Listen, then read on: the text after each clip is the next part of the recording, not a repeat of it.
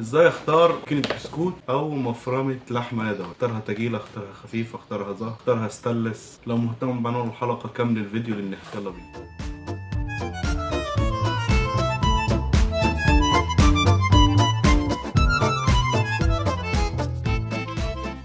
مساء الخير عليكم واهلا بكم في حلقة جديدة. النهاردة هنتكلم عن مفرمة البسكوت او مفرمة اللحمة اليدوية، ودي انواعها كتير جدا جدا. في منها الزهر وفي منها الستانلس وفي منها زهر بستانلس وفي منها الخفيف وفي منها التقيل وفي منها التقليد وفي منها الاصلي. انا هقول لك على شوية حاجات ان شاء الله خليكي تعرفي انهي الاصلي وانهي المضروب، انهي الكويس اللي هينفعك وانهي اللي مش بترمي وانهي اللي بترمي. كل حاجة عن المفرمة اليدوي. بس يا ريت تشجيع منك تدعمنا بلايك وتشتركوا في القناة وتفعلوا زر الجرس على الكل عشان يوصلكم كل جديد احنا بنقدم. اول حاجه يا ست الكل، المفرمه اليدوي دي منها نوع زهر ومنها نوع ستانلس، اتنين احسن من بعض. بس الستانلس اللي في السوق اللي بيقولوا لك عليها ستانلس دي خامه معينه، مش ستانلس خالص. لو ستانلس اصلي سعرها هيعدي 1000 جنيه ويمكن 2000، فخلينا في الزهر افضل. بس اولا الزهر في انواع منه بترمي على الاكل اللي انت بتعمليه، وده طبعا غلط، وكنا عارفين ايه خامة الزهر اصلا. وفي مكان يدوي زهر من جوا اصلا ومرشوشة حاجة كده مادة زي الستل. دلوقتي انا ازاي اختار ماكينة يدوي تكون حاجة كويس ترمي ولا ما تكونش متصدي، او لا قدر الله لو وقعت تتكسر نصين؟ انت تعرف انه الكرتونة دي على كذا نوع ونفس الشكل. الكرتونة ما بقتش دلوقتي مثلا عشان اقول لك هاتي زي الكرتونة داي، لا بأمانة في 3 4 انواع بنفس الكرتونة، في التقليد وفي الاصلي وفي كذا نوع منه. اول حاجة يا ست الكل مقاس 10 اللي هو الاغلب بيجيبه، في ناس اكتر من مقاس 10 بس احنا المهم اغلب الناس بتاخد 10. اتكلم عن مقاس 10 عشان المقاسات التانية اصلا مش بنجيبها الكبيرة، بنجيب اصغر لكن كبير لا. دي مكتوب عليها مقاس 10 ودي مكتوب عليها مقاس 10، بس دي اصغر بكتير. دي اسمها الاندلس. عارفها ازاي انها اصلية؟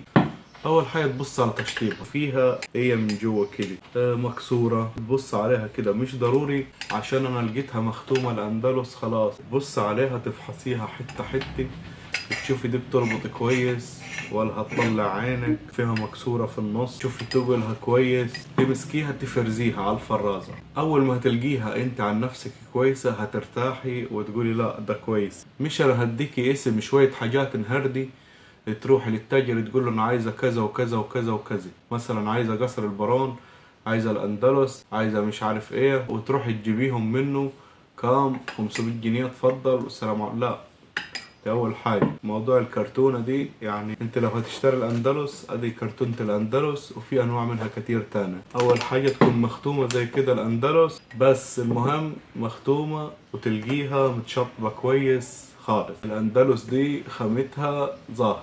لو لقيت المواصفات دي كلها مثلا ولقيتيها ملونة زي داي ما تجيبيهاش يعني. وحتى لو عايزة حاجة وسط انت مثلا تمشي حالك، عايزة حاجة قد الغرض وخلاص، ما تجيبيش الملونة دي وتقولي طالعة موضة وطالعة جديد ومش عارف ايه. لا، اللون ده هيطلع على طول.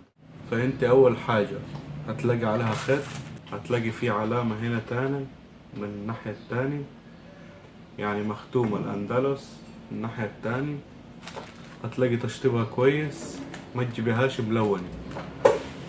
زائد انها يعني الحاجة الظاهر خفيفة ومش تقيلة جدا بحيث ما تقدريش تشيليها خالص. تمام، يعني دي تقريبا تطلع حوالي 2 كيلو، 2 كيلو وي. ما تجيبهاش وردي حوالي 5 6 كيلو، يمكن في انواع مضروبة تقيلة جدا. اصل الايام دي مش مستحملة تجيبي حاجات مضروبة وما تستعمليهاش. وفي حاجة تانية قبل ما انسى برضو، يعني في مكان كنت اطلعها للعميل، اول ما افرجها له القى ايدي اتبهدلت كده خالص، القاها اتبهدلت تبقى سودي.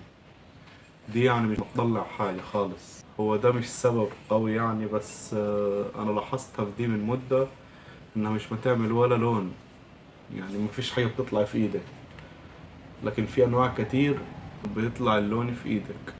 بس دي كل حاجة باختصار عن الماكينة اليدوية. في الاول في الاخر انت لازم تبص عليها وتشوفيها كويس وتفرزيها حتة حتة وتجربيه، لأنه الدنيا بقت غالية مش مستحملة أصلا تجيبي حاجة تقليد وترميه. دي كانت حلقة صغيرة عن الماكينة اليدوية أو ماكينة البسكوت. يا رب تكون الحلقة عجبتكم. تسووا دعمكم عشان نستمر، لايك، تشتركوا في القناة وتفعلوا زر الجرس على الكل. سلام.